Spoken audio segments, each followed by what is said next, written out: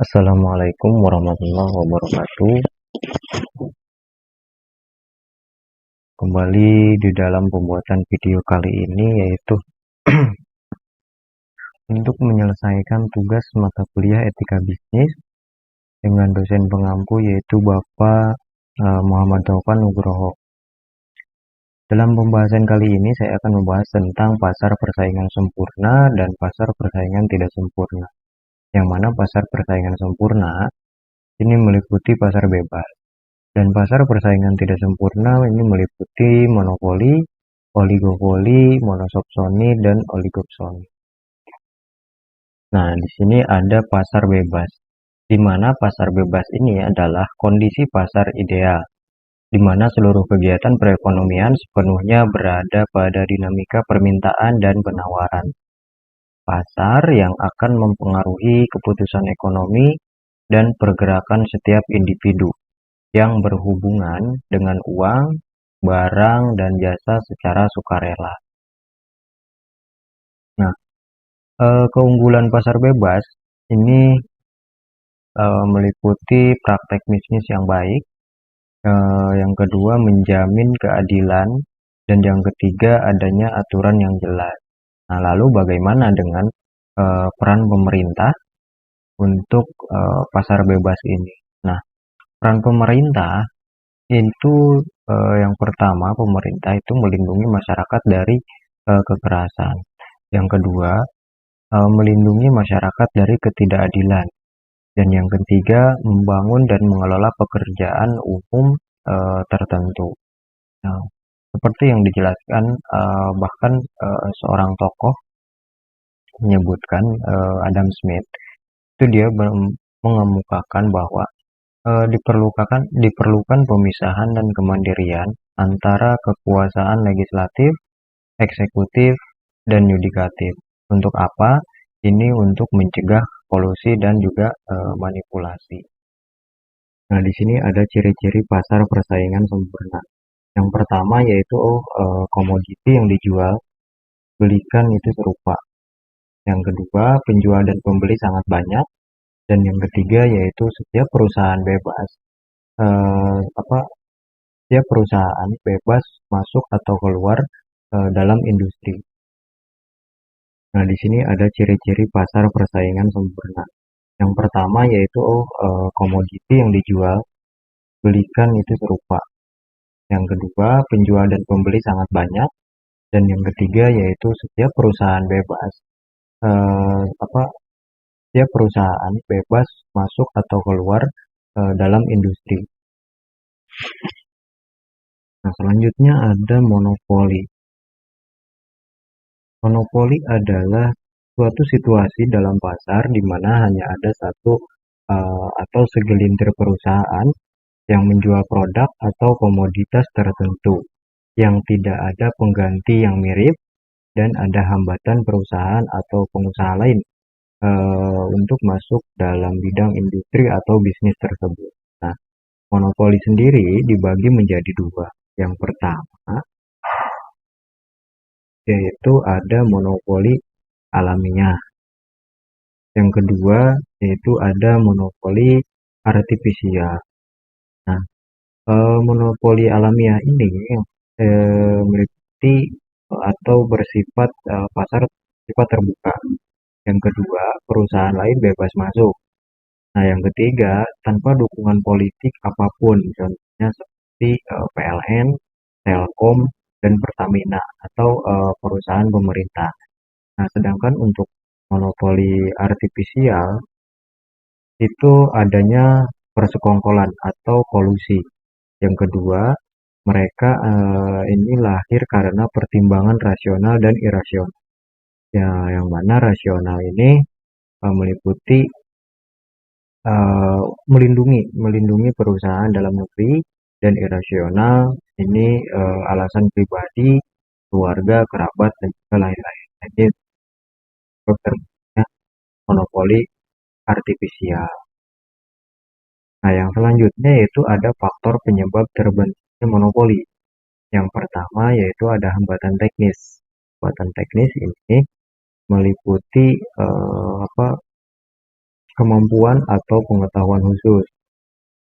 Yang kedua yaitu tingkat efisiensi tinggi, dan yang ketiga yaitu kemampuan kontrol sumber produksi lebih baik gitu. Nah, yang kedua ada hambatan legalitas. Kenapa? Karena undang-undang, dan yang kedua karena hak paten.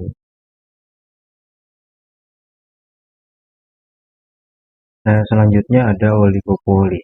Oligopoli itu adalah beberapa perusahaan sepakat secara tersurat maupun tersirat untuk menetapkan harga produk dari industri sejenis pada tingkat yang jauh lebih tinggi dari harga yang berdasarkan mekanisme ini dalam pasar kolusi antar pengusaha. Nah, praktek-praktek oligopoli ada merger, yang mana merger ini adalah penggabungan beberapa perusahaan. Yang kedua ada price fixing, mana ini adalah penentuan harga tertinggi oleh perusahaan-perusahaan tersebut. Yang ketiga ada manipulasi penawaran. Nah, manipulasi penawaran ini menangguhkan produksi untuk menghentikan penawaran sejenak. Nah, yang terakhir ada price leadership. Nah, price leadership ini adalah kesepakatan diam-diam beberapa pengusaha. Nah, selanjutnya ada monosopsoni. Nah, monosopsoni ini adalah keadaan pasar dengan jumlah penjual yang banyak dan pembeli tunggal. Dampak dari adanya monosopsoni ini adalah terbentuknya persaingan ekonomi secara tidak sehat. Yang kedua, kerugian ekonomi bagi masyarakat. Dan yang ketiga, menurunkan produktivitas dalam pelaksanaan kegiatan ekonomi. Yang selanjutnya ada oligopsoni. Oligopsoni ini adalah keadaan suatu pasar yang hanya memiliki sedikit pembeli. Nah, dalam oligopsoni, para konsumen membuat kesepakatan bersama untuk menguasai pembeli komoditas, harganya dapat dikendalikan. Nah, ini ada perlunya undang-undang anti monopoli. Untuk apa? Yang pertama yaitu untuk melindungi pasar, di mana mengaktualkan cita-cita pasar bebas, dia juga fairness harus dijaga. Yang kedua, melindungi konsumen, melarang praktek-praktek bisnis yang curang dan tidak fair. Nah, yang selanjutnya ada melindungi perusahaan kecil dan menengah dari praktek-praktek monopoli dan oligopoli. Nah, diharapkan dengan adanya undang-undang anti monopoli ini, masyarakat dapat terlindung serta mendapatkan barang-barang dengan harga yang sesuai. Selain itu juga, pengusaha kecil dan menengah dapat menjalankan usaha atau bisnis mereka dengan tenang,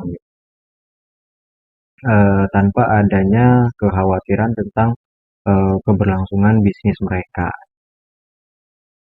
Nah, selanjutnya itu ada etika konsumen.